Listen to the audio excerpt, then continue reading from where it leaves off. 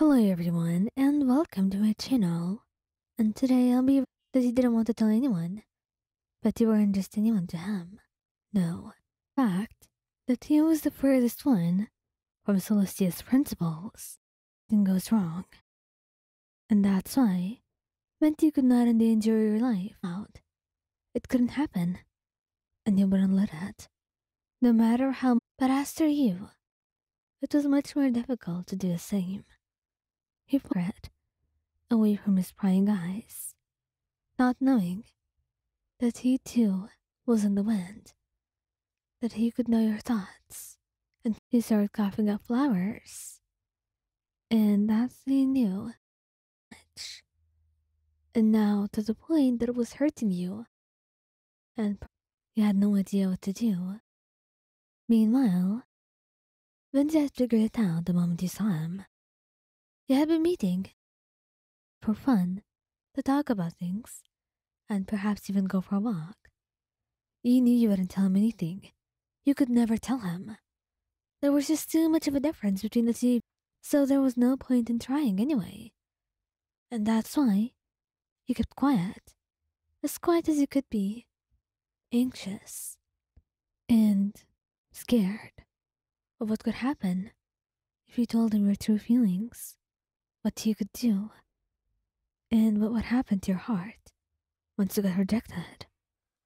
Because it was inevitable to you that you would not fall in love. It never seemed possible, and it seemed less likely the more you stayed with him, the more he laughed at you, and the more you saw him and his precious smile. That's why you intended to keep it a secret, and that's why you are going to do your absolute best to keep it that way. Little did you know, nothing you were doing was actually keeping it a secret.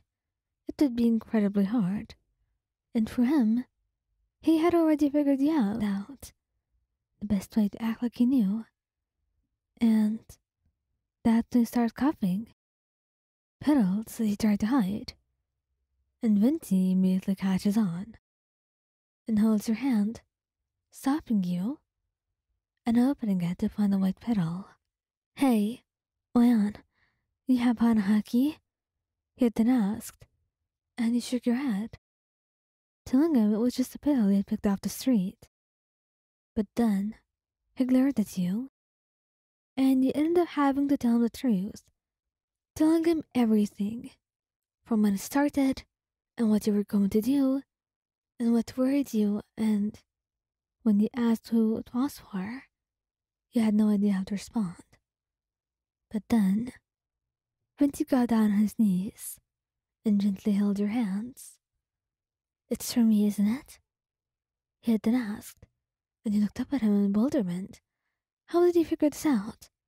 How did he know? Vinci, it's not. It's not what you think it is. You had tried to explain, desperately trying to steer his head further away from the idea. But then you only gave you a gentle smile, and it only made you hope.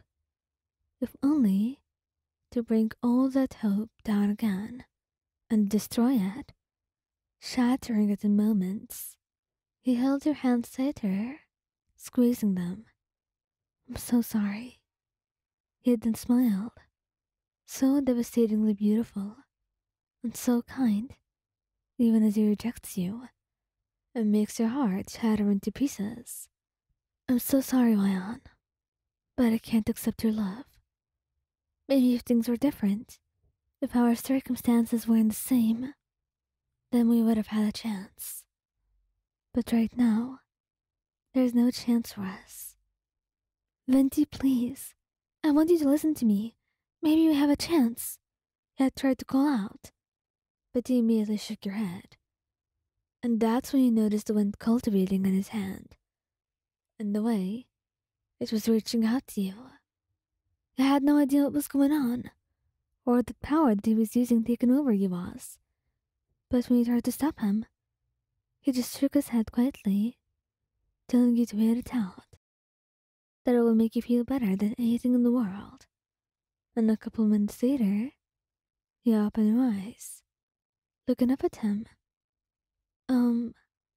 Who are you? Do I know you? he had then asked, Venti only smiled sadly, giving you a resigned look. No, you don't. And that's the last thing he says to you, before disappearing and letting you sit there, confused. Your memories were hazy, and you were unable to remember what was going on, or why you were upset a few seconds ago, why there was a headache, and why you couldn't remember what you ate yesterday, or who this person that you feel like you miss.